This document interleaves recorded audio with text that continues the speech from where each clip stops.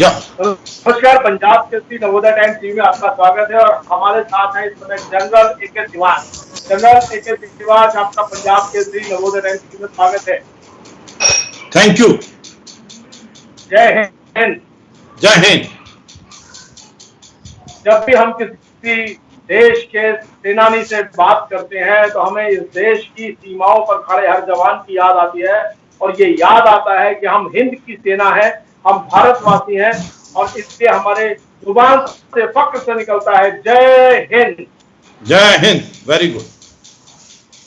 General Shivash, मैं जानना चाहता हूं कि हमारा मुल्क भारत अब राफेल से अपना जो उसका जंगी बेड़ा है वो राफेल से युक्त होगा। अब राफेल उसके पास होगा। आपका पहला रिएक्शन, आपकी पहली प्रतिक्रिया क्या है? देखो अनिल, इसमें कोई दो डाउट नहीं कि ये रफेल एक एयरक्राफ्ट जो है गेम चेंजर है। इसके आने से भारत की वायुसेना की जो काबिलियत है ऑलमोस्ट 1.5 से 2 गुना हो जाएगी।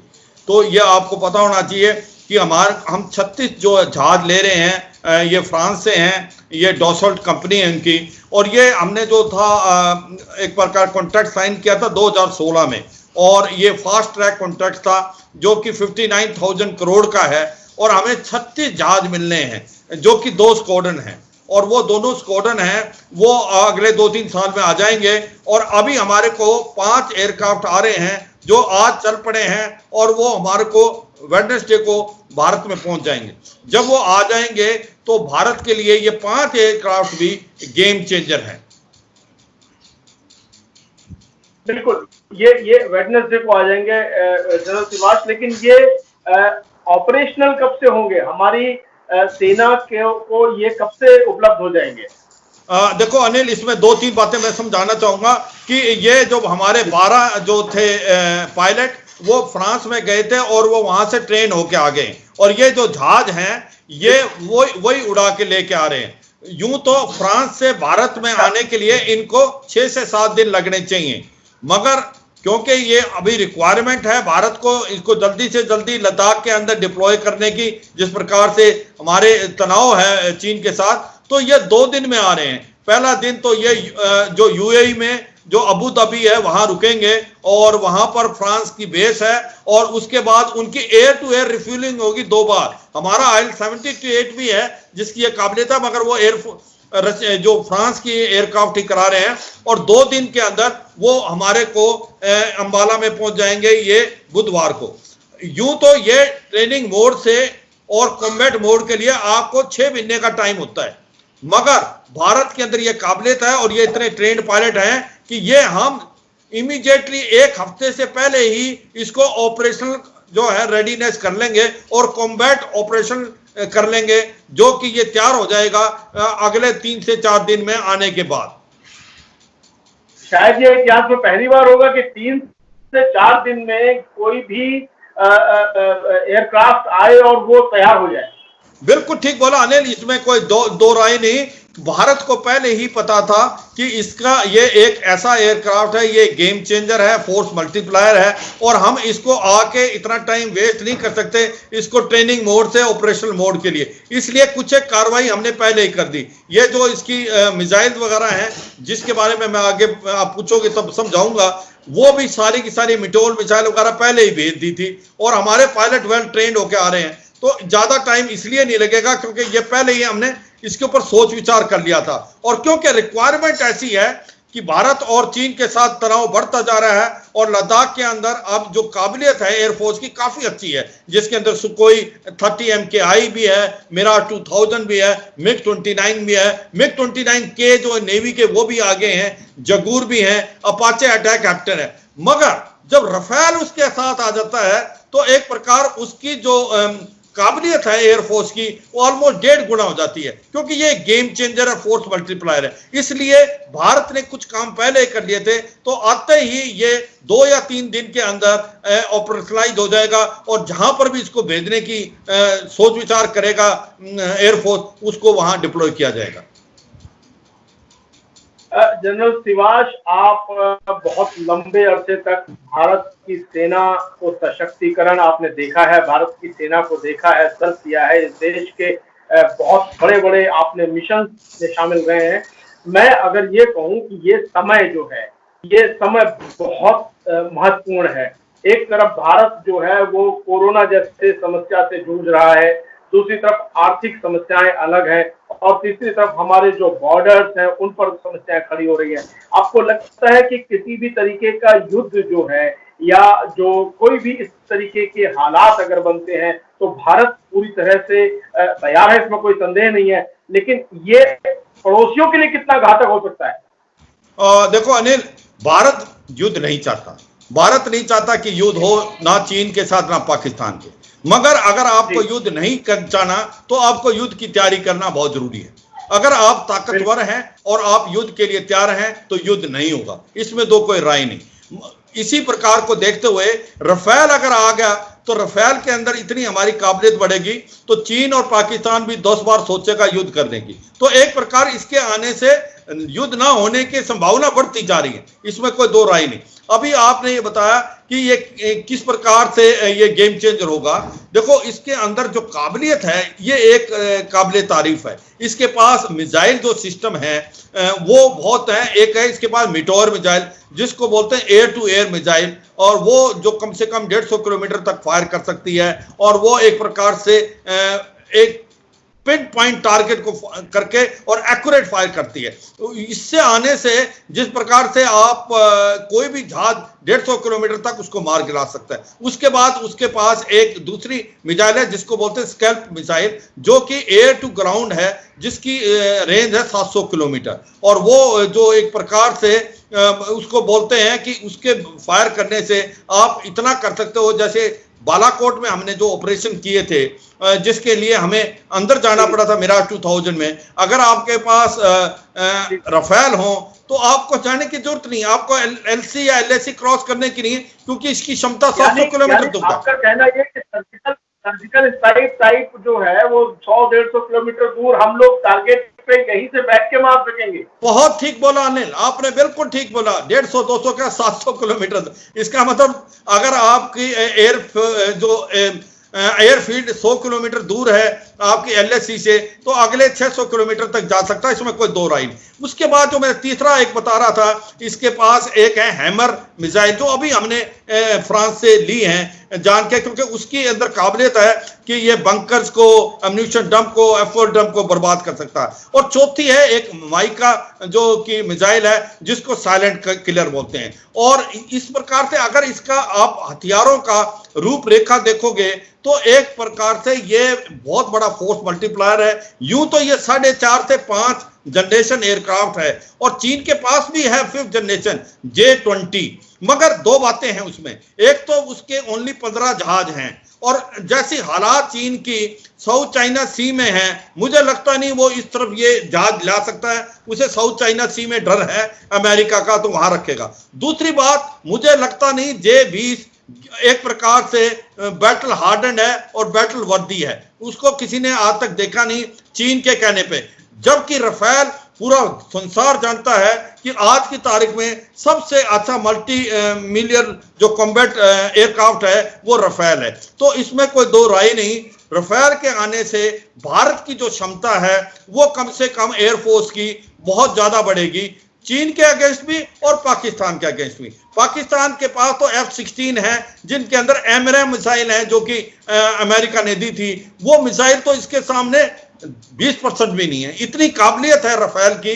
तो मैं यही कहूंगा अनिल, इससे भारत का जो एक हौसला है बहुत बुलंद होगा, हमारी एयरफोर्स की काबिलियत बढ़ेगी, ओवरऑल कॉम्बैट पोटेंशियल जो भारत की फौज का वो बढ़ेगा। वर्ल्ड में आर्मी की जो फोर्स है, हमारी फोर्स बहुत उम्दा मानी जाती है। चीन की आर्मी से भी हमारी फोर्स उम्दा मानी जाती है। अब हम इस नए टेक्निक के एयरक्राफ्ट से इक्विप्ड होंगे तो हमारी फोर्सेस का मनोबल भी बढ़ेगा। आप फोर्सेस के लोगों से आपकी बात हो रही होगी, उनका क्या रिएक्शन होता है, उनका मनोबल कितना हाई है? बिल्कुल अनिल, बहुत बड़ा है। हाँ, जोश इज वेरी फाइन। मैं यही बताने करता हूँ अनिल। पहली बात तो मैं यहाँ पर लेह लद्दाख के अंदर 2 साल चीफ ऑफ स्टाफ था, 2010 और 11 में। मैं जमीन से वाकिफ हूँ और मुझे बड़ा फक्र है कि आज की तारीख में भारत का फौज का मोराल बहुत हाई है। और मैं पहले ये बताना चाहता हूँ, भारत की जो आर्मी है वो भी एक प्रकार से बैटल हार्डन्ड है, वो लड़ाई करती रही है, साइचल ग्लेशियर में भी डिप्लॉयड है, कारगिल की लड़ाई भी लड़ी है, और जम्मू और कश्मीर की जो कश्मीर घाटी में हम काउंटर टेररिज्म लड़ रहे हैं। तो भारत की जो इन्फेंट्री है, आर्मी है, वो बैटल हार्डन्ड है। और चीन के साथ को देखो, चीन ने कोई लड़ाई नहीं लड़ी 1978-79 के बाद, और 78 में जब उसने वियतनाम के साथ लड़ाई लड़ी थी उसको मुंह की खानी पड़ी थी। और एक बार 1962 के बाद हमारी मुठभेड़ हुई थी 1967 में आपकी नथुला में, और वहां पर हमने उनको एक प्रकार से जो इतना बुरी तरह मारा था कि 400 चीनियों को मौत के घाट उतार दिया था, और अपनी कैजुअलिटी ओनली 70 थी। तो आप समझ सकते हो अब भारत तो ये 1967 में नथुला में हुआ था ये। तो मैं ये बता रहा हूं अनिल, अब भारत बदला हुआ भारत है, सक्षम भारत है, 2020 का भारत है। इसके अंदर बहुत बड़ी काबिलियत है। भारत की जो फौज है, जो कि इन्फेंट्री है, आर्मर है, आर्टिलरी है, मैं यही बताना चाहूंगा उसमें आधुनिक हथियार हैं, T-90 अब के टैंक्स हैं, M777 जो अल्ट्रा लाइट हाउजर जो अभी हमने अमेरिका से लिया है वो डिप्लॉय किया है, जो चिनूक हेलीकॉप्टरों से एक वैली से दूसरी वैली में जा सकती है। उसके बाद हमारे पास एयर डिफेंस सिस्टम है, BMP-2 है। तो भारत की जो क्षमता है, लड़ने की काबिलियत है, वो भी बहुत है। मगर इसका जब राफेल के साथ जब एयरफोर्स का मिलाव होगा तो और भी काबिलियत बढ़ जाएगी। आपको क्या लगता है अभी इमीडिएटली ऐसे कौन से 2 स्टेप हैं जो फोर्स के मोराल को और बढ़ा सकते हैं, चाहे वो राजनीतिक हो, चाहे वो इकोनॉमिक हो, चाहे वो इंटरनेशनल इश्यूज रिलेटेड हो? देखो अनिल, भारत एक ऐसा देश है कि वो लड़ाई नहीं चाहता, वो ये नहीं चाहता, उसके पास कभी भी ये मंशा नहीं रही कि दूसरे का कोई जमीन हड़पना।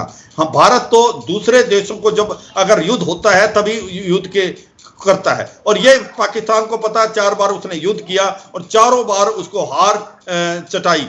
और इसी प्रकार चीन को, हाँ ये अलग बात है 1962 में हम तैयार नहीं थे, और शायद मुझे लगता है हमने थोड़ी सी खामी कर लिया, हमने एयर पावर यूज नहीं की, एयरफोर्स। अगर हम उस टाइम भी एयरफोर्स यूज करते तो शायद उस वार का रूपरेखा कुछ थोड़ी और होती। मगर मैं ये बताने की कोशिश करता हूं, आज की तारीख में भारत की जो फौजें हैं वो सक्षम हैं, चाहे वो आर्मी है जो डिप्लॉयड है, जिसके पास आधुनिक हथियार हैं और एक बैटल हार्डन्ड आर्मी है, उसके साथ जो एयरफोर्स है जो कि दूसरे तीसरे नंबर तक की है पूरे वर्ल्ड में, जिसके पास Sukhoi 30 MKI, Mirage 2000, MiG-29, Jaguar, MiG-29 किल के, और उसके साथ अब राफेल आ जाएगा, उससे और भी काबिलियत बढ़ जाएगी।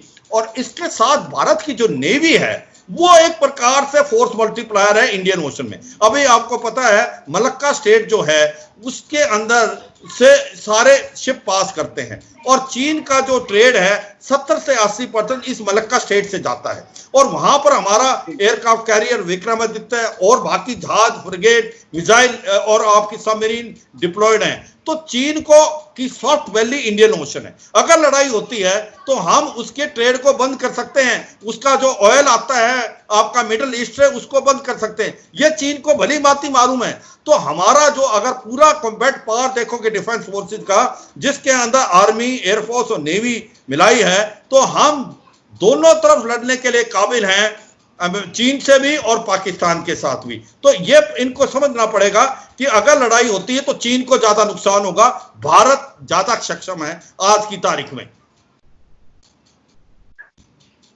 पूरी जो दुनिया में चीन जो है वो अलग थलग पड़ता जा रहा है, पाकिस्तान भी लगभग उसी के नक्शे कदम पर है, और मुझे लगता है भारत का सबसे अच्छा पहलू यही है कि हम किसी दूसरे के घर मेहमान बनकर के तो जाते हैं, अतिक्रमणकारी नहीं बनते।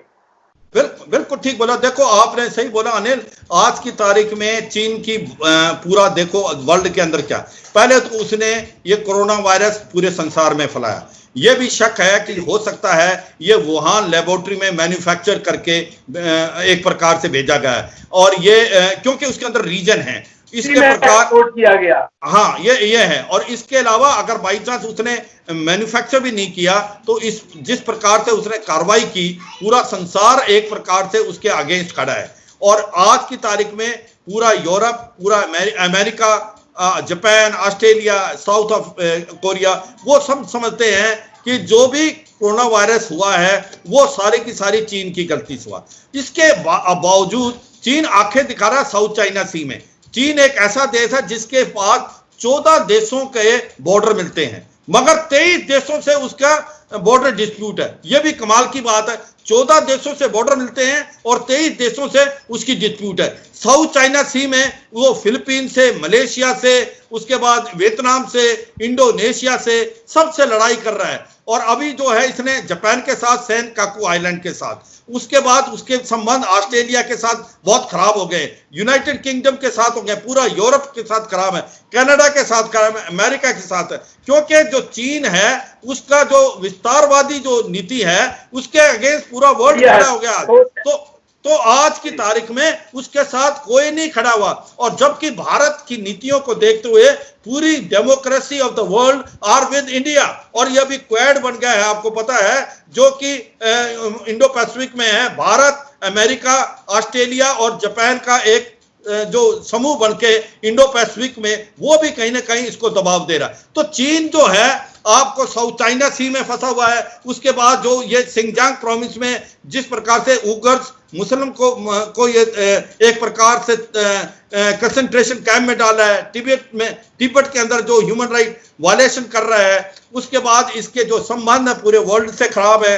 और आज की तारीख में मेरा ज्यादा ख्याल है उसने ये सोचा था कि मैं भारत को ऐसा कुछ करूंगा और भारत चुप रहेगा। वो ये भूल गया कि हमने 1967 में उसको एक दिखाया था नथुला में, और 2017 में हमने डोकलाम में दिखाया था। हम भारत एक ऐसा देश है चीन की आंखों में आंखें डाल के और चीन को समझा सकता है। और चीन को यह समझ आना चाहिए, अगर भारत के साथ वो अगर लड़ाई की स्थिति पैदा करेगा, नुकसान उसको ज्यादा होगा, भारत को नहीं, क्योंकि भारत सक्षम है और भारत की काबिलियत है दोनों फ्रंट में लड़ना। यह मैं दूसरी फ्रंट की इसलिए बताना चाहता हूं अनिल, क्योंकि ये जो है आप जो पाकिस्तान, वो एक चीन का दोस्त है और वो इस समय का फायदा उठाना चाहेगा। आपको पता है भारत ने यह बताया कि जो गिलगित बाल्टिस्तान, पाकिस्तान ऑक्यूपाइड कश्मीर, अक्साई चिन और सक्षम गांव वैली, ये भारत के जम्मू एंड कश्मीर का हिस्सा है और ये भारत पे आना चाहिए। और कहीं ना कहीं इससे भी ये चीन भी थोड़ा बुखलाया हुआ, डरा हुआ है। और इसी तरीके पाकिस्तान,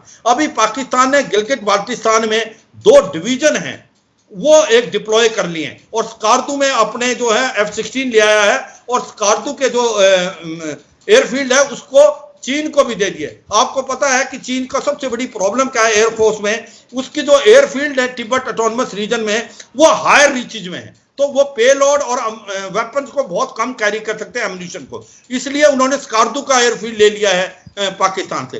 तो एक प्रकार से ये भी हो सकता है अगर लड़ाई होती तो हमें 2 फ्रंट पे लड़ना पड़ेगा, और तो हम इसके लिए भी तैयार हैं। अगर लड़ाई होती है तो हम चीन के साथ और पाकिस्तान के साथ इकट्ठा लड़ने की क्षमता रखते हैं।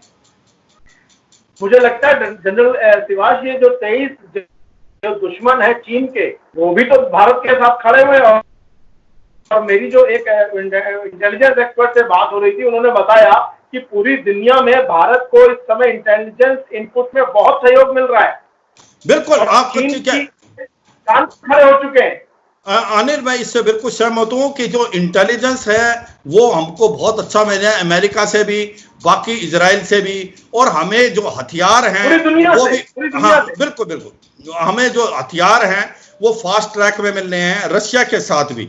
आज चीन का कोई दोस्त नहीं, चीन का दोस्त एक पाकिस्तान है और किसी हद तक नॉर्थ कोरिया और थोड़ा सा ईरान, बाकी चीन अकेला पड़ गया है। भारत के साथ सभी हैं, मगर एक बात समझनी पड़ेगी अनिल, कल को लड़ाई होती है तो लड़ना भारत को पड़ेगा। तो हम जो हैं दूसरे देश आपको मदद कर सकते हैं, एम्युनिशन, वेपन और आपके पास मॉडर्न इक्विपमेंट, मगर लड़ाई हमने लड़नी है।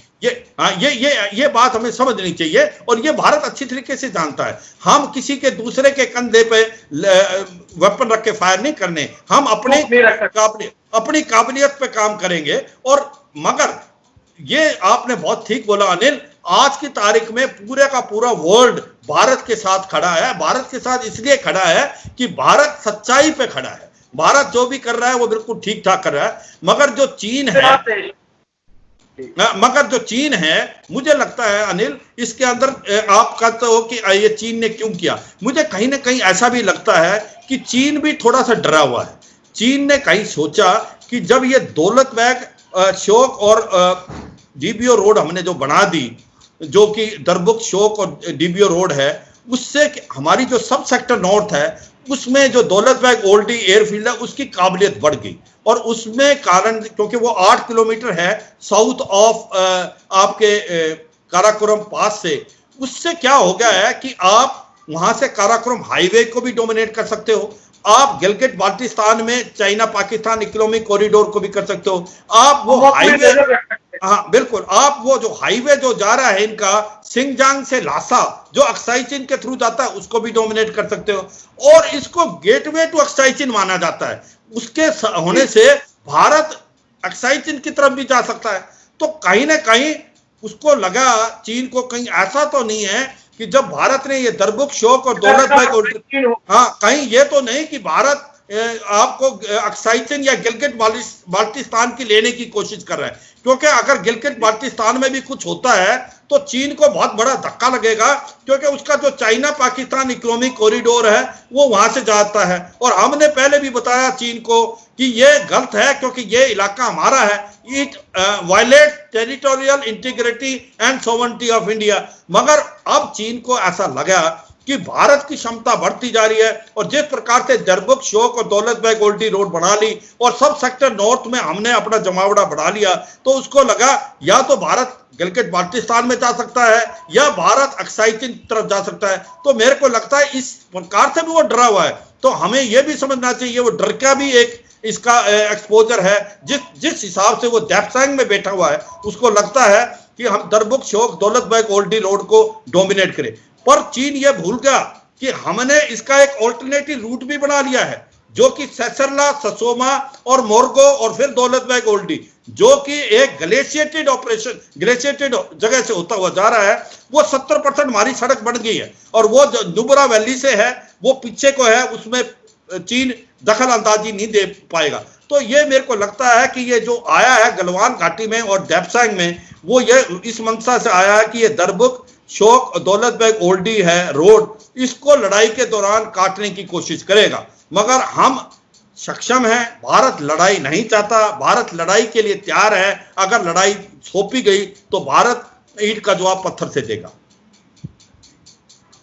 मुझे लगता है कि 23 उन देशों के साथ साथ दुनिया के सभी देशों के साथ भारत के अच्छे संबंध हैं, और सबसे बड़ी चीज है भारत ताकतवर है, ईमानदार है, मेहनतकश लोगों का देश है। और हम चूंकि खुद लड़ाई नहीं करते, लेकिन दुश्मन को पछाड़ना और पीटना जानते हैं, और घर में घुस के पीटना जानते हैं। जनरल शिवाश, आप पंजाब केसरी नवोदय टाइम्स टीवी के लिए जुड़े, आपका बहुत बहुत धन्यवाद। हम उम्मीद करते हैं कि भारत यूं ही राफेल सहित दुनिया की बेहतरीन तकनीक के साथ, अपनी प्रोडक्शन के साथ, भारत में बने हुए राफेल और भारत में बने हुए एयरक्राफ्ट के साथ दुनिया को सैन्य शक्ति के नए नक्शे पर दिखाई पड़े, इसकी शुभकामनाएं देते हुए मैं आपसे विदा लेता हूं। धन्यवाद। जय हिंद। जय हिंद।